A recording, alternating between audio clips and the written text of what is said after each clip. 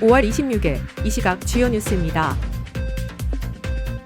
이재명 대통령은 하반기 경제 대응을 위해 재정 중심의 속도감 있는 정책 추진과 안보, 해양 산업 기반 강화를 지시했습니다. 정용진 신세계그룹 회장은 스타벅스 코리아 마케팅 논란에 대해 공개 사과했고, 신세계는 진상조사에서 고의성을 입증하지 못했다고 밝혔습니다.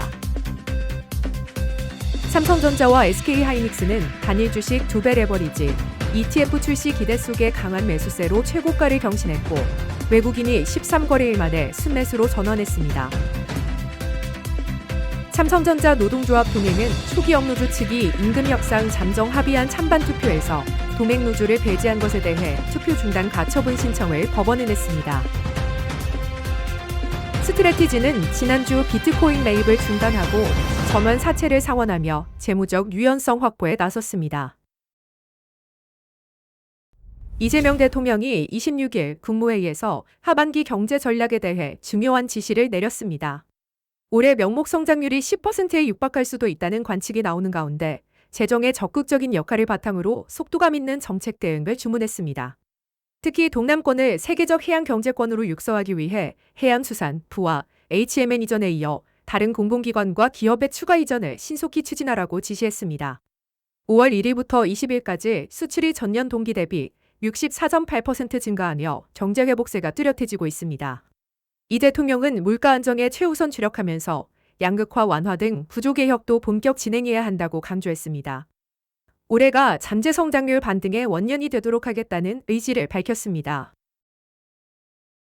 신세계그룹 정용진 회장이 스타벅스 마케팅 논란에 대해 직접 공개 사과했습니다. 정 회장은 5.18 민주화운동 유가족과 국민들에게 머리 숙여 사죄하며 모든 책임이 자신에게 있다고 밝혔습니다. 신세계그룹의 진상조사 결과 해당 직원들은 시존 홍보 문구와 라임을 맞추려다 벌어진 일이라며 고의성을 부인했습니다. 하지만 3명의 직원이 휴대전화 제출을 거부하고 사내 메신저 기록이 일주일만 보관되어 완전한 조사에는 한계가 있었습니다. 마케팅 승인 과정에서 일부 결제자들이 첨부 파일도 열어보지 않고 관행적으로 승인한 것으로 드러났습니다. 신세계는 손정현 전 대표를 해임하고 관련 직원 5명을 직무배제 조치했으며 경찰 조사에 적극 협조하겠다고 밝혔습니다. 한편 스타벅스 본사의 콜옵션 행사 가능성도 여전히 남아있는 상황입니다. 삼성전자가 2018년 액면 분할 이후 처음으로 30만 원 선을 돌파했습니다. SK하이닉스도 200만 원을 넘어서며 신고가 행진을 이어가고 있습니다. 이러한 강세는 내일 출시 예정인 2배 레버리지 ETF에 대한 기대감이 반영된 것으로 분석됩니다. 그동안 미국과 홍콩에서만 가능했던 단일 주식 레버리지 ETF가 국내에서도 거래 가능해집니다. 반도체 대형주 강세에 힘입어 코스피 지수도 8,000선을 훌쩍 넘어섰습니다. 외국인은 13거래일 만에 순매수세로 돌아서며 시장 상승을 뒷받침하고 있습니다.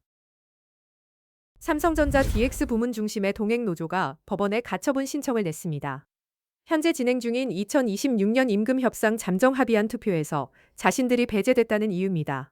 동행노조는 13,000여 명의 조합원을 보유한 3대 노조 중 하나로 초기업 노조와 전삼노가 의사결정 과정에서 자신들을 제외했다고 주장했습니다. 앞서 새 노조는 공동투쟁본부를 구성했으나 의견 차이로 동행노조가 탈퇴한 상황입니다.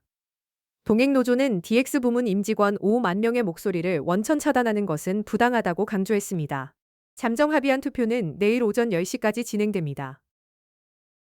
전 세계 최대 비트코인 보유 기업 스트래티지가 지난주 처음으로 비트코인 매입을 중단했습니다. 대신 약 2조 880억 원을 투입해 15억 달러 규모의 전환 사채를 할인가에 상환하며 1억 2천만 달러의 비용을 절약했습니다. 이는 새로운 미국 회계 규정으로 인해 125억 달러의 대규모 순손실을 기록한 후 재무 안정성을 확보하려는 전략으로 분석됩니다. 세일러 의장은 소셜미디어에 비트코인 진공청소기가 충전 중이라고 밝혀 이번 중단이 차기 대규모 매입을 위한 준비 단계임을 시사했습니다. 월가 전문가들은 이를 리스크 관리와 재무적 유연성 확보를 위한 현명한 선택으로 평가하고 있습니다. 오는 2월 전국 아파트 입주 물량은 13,599세대로 전년 동기보다 19.1% 감소했지만 서울에는 입주 예정인 아파트가 단 한 세대도 없는 것으로 나타났습니다. 반면 수도권에서는 전월보다 82.9% 늘어난 5,781세대가 입주하는데 경기도가 5,156세대로 대부분을 차지합니다. 특히 의왕시, 내손동, 인덕왕, 퍼스비엘이 2180세대 규모로 입주할 예정입니다. 지방에서는 부산이 4426세대로 가장 많은 입주 물량을 보이고 있습니다.